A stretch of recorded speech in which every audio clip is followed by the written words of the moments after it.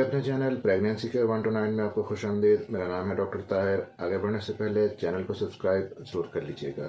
How to conceive a baby boy. औलाद नहीं है, औलाद चाहिए, ख़ासतौर पे औलाद नरीना जैसी नेमत से महरूम है, बेटा पैदा करना चाहते हैं। तो आज की इस वीडियो में हम डिस्कस करेंगे ऐसा ही एक तरीका जिससे बेटा पैदा होने के चांसेस बढ़ जाते हैं। और इस तरीके में ना तो आपको कोई मेडिसिन खानी है, ना ही आपने कोई साइंटिफिक प्रोसीजर फॉलो करना है, ना ही आपके कुछ पैसे खर्च होने वाले हैं। इस तरीके को शटल्स मेथड कहा जाता है। शटल एक साइंसदान था जिसने ये तरीका मुतारफ करवाया था। और इस तरीके के 4 मेन पॉइंट्स हैं जिनको अगर आप फॉलो करते हैं तो बेटा होने के चांसेस बढ़ जाएंगे, और अगर आप इनके उलट करते हैं तो बेटी होने के चांसेस बढ़ जाएंगे। तो शटल की थ्योरी के 4 मेन पॉइंट्स कौन से हैं? सबसे पहला पॉइंट है बीवी और शोहर के मिलने का वक्त, और सेकंड पॉइंट है मेल पार्टनर यानी कि शोहर के लिए कुछ खास किस्म की हदायत, और जो थर्ड पॉइंट है वो बेटा पैदा करने वाले स्पर्म यानी कि वाई क्रोमोसोम को बढ़ाने वाली स्पेशल डाइट जो मैं आपको बताऊंगा। और जो फोर्थ पॉइंट हम डिस्कस करेंगे वो है शोहर और बीवी के मिलने की पोजीशन जिसमें बेटा पैदा होने के चांसेस मैक्सिमम होंगे। तो वन बाय वन हम इनको डिस्कस करते हैं। सबसे पहले हम बात करेंगे शोहर और बीवी के मिलने का वक्त। हम इन चारों पॉइंट्स को वन बाय वन डिस्कस करेंगे। अगर आपको बेटा चाहिए तो इस वीडियो को स्किप किए बगैर देखिएगा, तभी आपको सही समझ आ सकेगी। और इन चारों पॉइंट्स को डिस्कस करने से पहले एक बेसिक कॉन्सेप्ट आपका क्लियर कर दूं ताकि आप सही तरह से इसको फॉलो कर सकें। अब जब भी आपको बेबी कंसीव होता है तो जो मर्द होता है उसके 2 क्रोमोसोम होते हैं उसके स्पर्म्स के अंदर, एक्स क्रोमोसोम और वाई क्रोमोसोम, जबकि औरत के अंदर 2 क्रोमोसोम होते हैं और दोनों एक्स क्रोमोसोम होते हैं। और इनमें बेटा पैदा करने वाला जो क्रोमोसोम है वो वाई क्रोमोसोम वाला स्पर्म होता है। अब जब एग फर्टिलाइज होता है, एम्ब्रियो बनता है, तो एक क्रोमोसोम औरत की तरफ से आता है और एक क्रोमोसोम मर्द की तरफ से आता है। औरत के पास चूंकि दोनों ही एक्स क्रोमोसोम है, बेटी वाले क्रोमोसोम है, तो वो तो हमेशा एक्स क्रोमोसोम ही शेयर कर सकती है, जबकि मर्द के पास एक बेटे वाला क्रोमोसोम है जिसे वाई क्रोमोसोम कहते हैं और एक बेटी वाला क्रोमोसोम है जिसे एक्स क्रोमोसोम कहते हैं। तो मर्द अगर तो एक्स क्रोमोसोम शेयर करेगा वो बीवी के एक्स क्रोमोसोम के साथ मिलके बेटी पैदा करेगा, और अगर मर्द वाई क्रोमोसोम शेयर करेगा तो वो बीवी के एक्स क्रोमोसोम के साथ मिलके एक्स वाई यानी के बेटा पैदा करेगा। अब इस चीज का दारोमदार के बेटा पैदा होगा या बेटी पैदा होगी, ये साइंटिफिक लिहाज से अगर हम देखें तो इस चीज का दारोमदार मर्द पे है कि वो एक्स वाला क्रोमोसोम शेयर करता है या कि वाई वाला क्रोमोसोम बेटे वाला शेयर करता है। लेकिन इस चीज पे इख्तियार मर्द का भी नहीं होता कि वो अपनी मर्जी से वाई वाला क्रोमोसोम शेयर कर सके।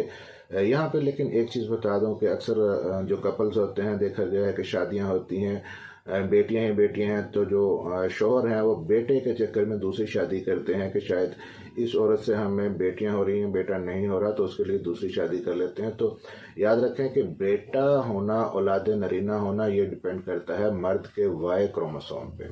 अब अगर आप इन तरीकों को फॉलो करना चाहते हैं तो आपको ये समझना है कि जो मर्द के पास वाई क्रोमोसोम है, बेटा पैदा करने वाला क्रोमोसोम है, उसकी कुछ खामियां और कुछ खूबियां हैं जिनको हम यूज करेंगे इस थ्योरी के अंदर बेटा पैदा करने के लिए।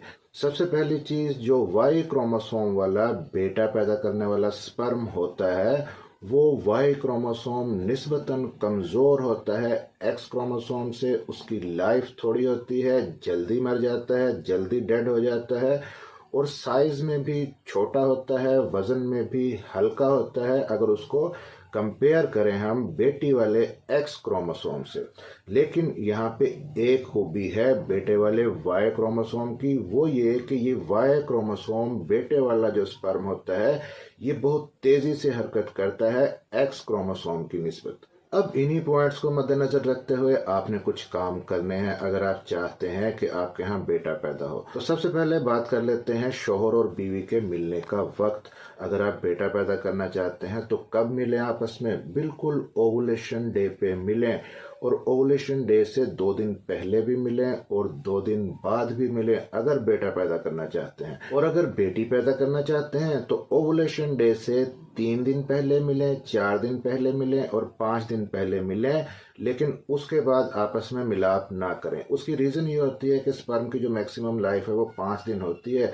अगर आप 3, 4 या 5 दिन पहले मिले हैं ओवुलेशन डे से और वो पहले वाले स्पर्म अंदर पड़े हुए हैं, फिर जैसे ही ओवुलेशन डे आता है उस वक्त आप नहीं मिले, तो पहले वाले जो स्पर्म हैं उनमें से वाई वाले क्रोमोसोम डेड हो जाते हैं क्योंकि उनकी लाइफ थोड़ी होती है। बेटी वाले एक्स क्रोमोसोम रह जाते हैं, वो फौरन से ओवुलेशन होते ही एग के साथ मिलते हैं और बेटी पैदा करते हैं। लेकिन अगर आप बिल्कुल ओवुलेशन के टाइम पे मिलते हैं, पहले नहीं मिलते या ओवुलेशन से 1-2 दिन पहले मिलते हैं, तो एक्स वाले क्रोमोसोम की निस्बत वाई वाला क्रोमोसोम ज़्यादा तेज़ी से हरकत करता है। वो जल्दी से मूव करेगा और फौरन से फिलोपियन ट्यूब में जाके बैठ जाएगा, एग का इंतजार करेगा। जैसे ही एग रिलीज होगा, एग के साथ मिलेगा, यूं बेटा पैदा करने के चांसेस बढ़ेंगे।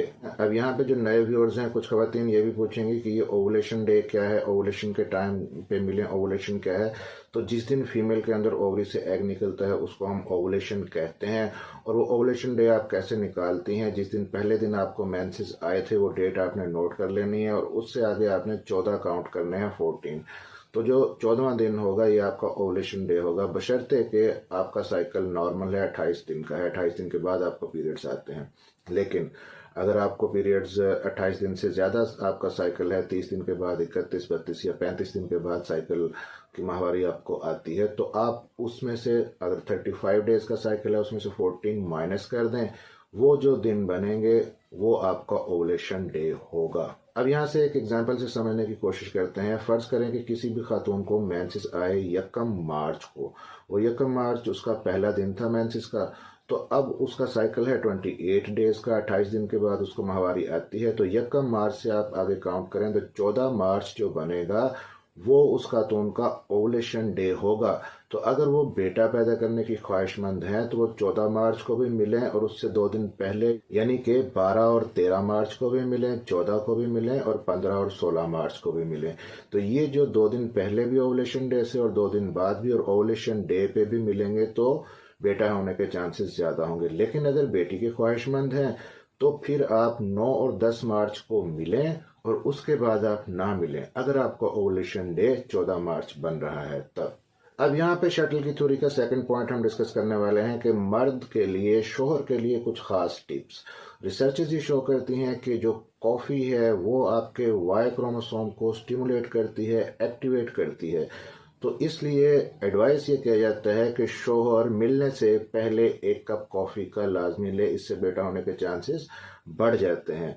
और दूसरी इंपॉर्टेंट चीज़ है सीमन एनालिसिस की रिपोर्ट। अगर आपकी सीमन एनालिसिस की रिपोर्ट के अंदर स्पर्म का काउंट यानी कि तादाद जितनी ज़्यादा होगी उतना ही वाई क्रोमोसोम के चांसेस ज़्यादा होंगे मिलने के औरत के एक्स क्रोमोसोम के साथ।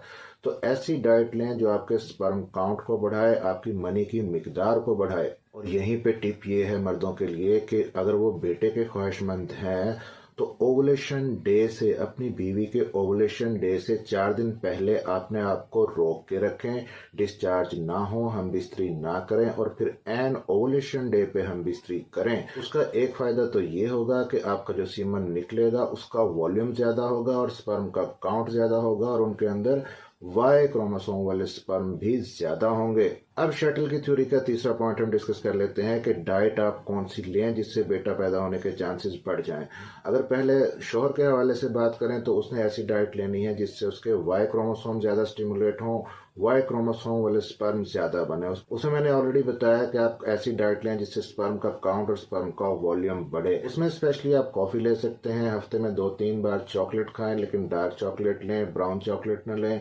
और ऐसी डाइट जैसे कि नट्स हैं, नट्स के अंदर स्पेशली जो वॉलनट है, अखरोट है, स्पर्म के काउंट को बढ़ाता है, केला है, ये चीज़ें अपनी डाइट के अंदर शामिल करें। अगर फीमेल के हवाले से बात करें तो फीमेल को चाहिए कि अगर वो बेटे की ख्वाहिशमंद है तो अपनी डाइट के अंदर स्पाइसी चीज़ें तेज़ मसालेदार चीज़ें ना खाएं, खट्टी चीज़ें ना खाएं। दूध और दूध से बनी हुई अशिया जिनके अंदर कैल्शियम का जो इंग्रेडिएंट है वो ज़्यादा है वो कम से कम यूज़ करें।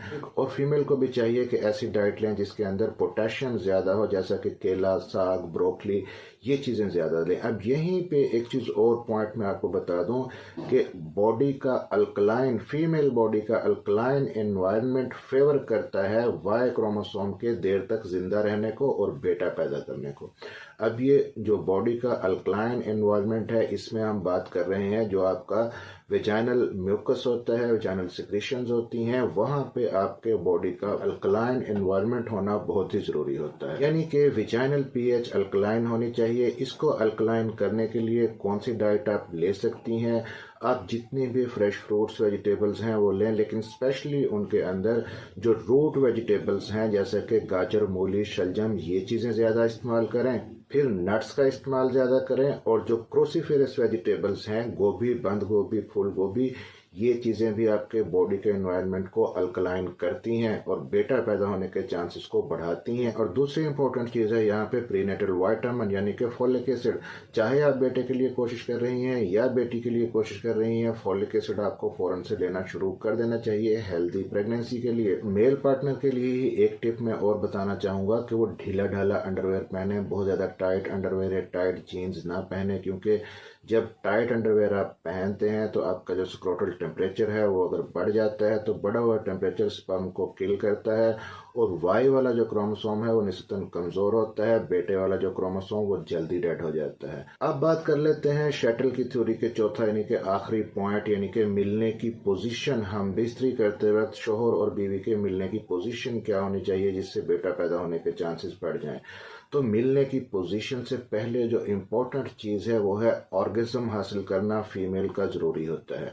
अगर फीमेल जो रिलेशनशिप बना रहे हैं हस्बैंड वाइफ, अगर फीमेल उसके अंदर राहत यानी कि प्लेयर हासिल करती है जिसको हम ऑर्गेज्म कहते हैं, और स्पेशली वो अपने मेल पार्टनर से पहले अगर ऑर्गेज्म हासिल कर लेती है तो उसके अंदर कुछ ऐसी सिक्रेशंस बनती हैं जिनका जो एनवायरनमेंट है वो अल्कलाइन होता है और अगेन ये चीज़ फेवर करती है वाई वाले क्रोमोसोम को यानी कि बेटा पैदा करने वाले क्रोमोसोम को। अब दूसरी इंपॉर्टेंट चीज़ यहाँ पे पूछी जाती है कि पोजीशन कौन सी अपनानी चाहिए बेटा पैदा करने के लिए, किस पोजीशन में बेस्ट है हम बिस्तरी करना। तो पोजीशन बहुत ज़्यादा मैटर नहीं करती, कोई भी पोजीशन अपनाएं जो आपको कंफर्टेबल हो वो अपनाएं, लेकिन यहाँ पे जो चीज़ मैटर करती है वो है डीप पेनिट्रेशन, यानी कि मेल पार्टनर जब डिस्चार्ज होने लगे तो वो वेजाना के अंदर डीप जाकर, डीपेस्ट पोर्शन के अंदर जाकर डिस्चार्ज हो। तो ऐसी पोजीशन अपनाएं जिसमें डीप पेनिट्रेशन पॉसिबल हो।